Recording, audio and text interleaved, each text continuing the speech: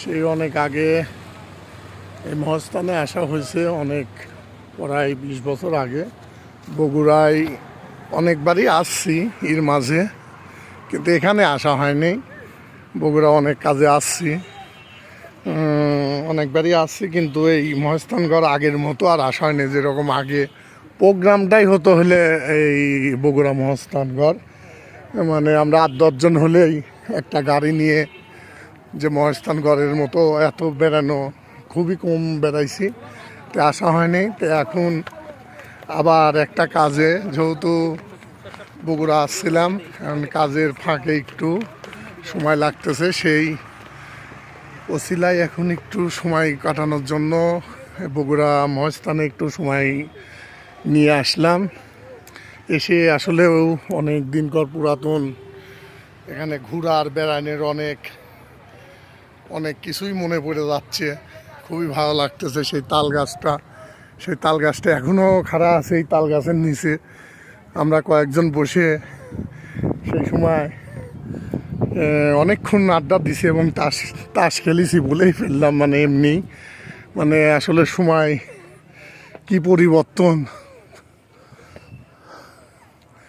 মানে আসলে মহাস্থানগড়ের বিষয়টাতে এই পুরা কীর্তিটা, মানে পুরা ইটের এটি এরকমই বহুত দূর পর্যন্ত আছে,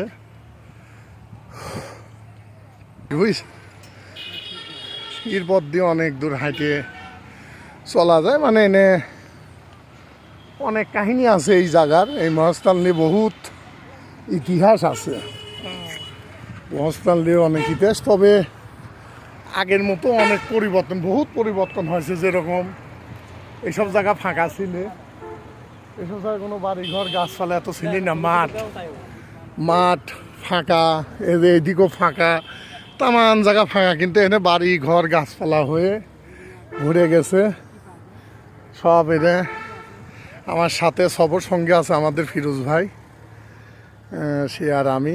খায় দায় খুব টাইট ভাই, ঘুম পাড়া মানে জবর ঘুম পাড়া দরকার ছিলে। খাওয়া দাওয়া করে, মানে এই টাইমে খাওয়া দাওয়া করে যে একটু আমাদের, হ্যাঁ দই তো যাওয়ার সময় একটা দই কিনে, বগুড়ার দই হাজার হইলেও বগুড়ার নাম করা দই। এর পথে অনেক দূর, এর পথে আপনার ওই যে কুয়া কয় না, আপনারা যে দেখাইলাম মাথিনীর কুয়া নাকি, ওখানে যাওয়া যায়। তবে অনেক পরিবর্তন হয়েছে ভাই, বুঝছেন। দেখতেছি মাঠ ফাঁকা জায়গা ছিল, আমরা যে সময় আইছিলাম ফাঁকা, আড্ডা মারার মতো কোনো লোকই ছিল না। যখন যারা আসতো তখন তারাই, সব কিছু পরিবর্তন। ইতিহাসে সেই রাজা গোবিন্দর এরিয়ার সেই বসত ভিটা হিসাবে এটি পরিচিত, বুঝছেন। আর একটা আছে পাশে অনেক দূরে, এই দিক দিয়ে যাওয়া লাগে, যে বেহুলার লক্ষ্মীন্দারের বাড়ি।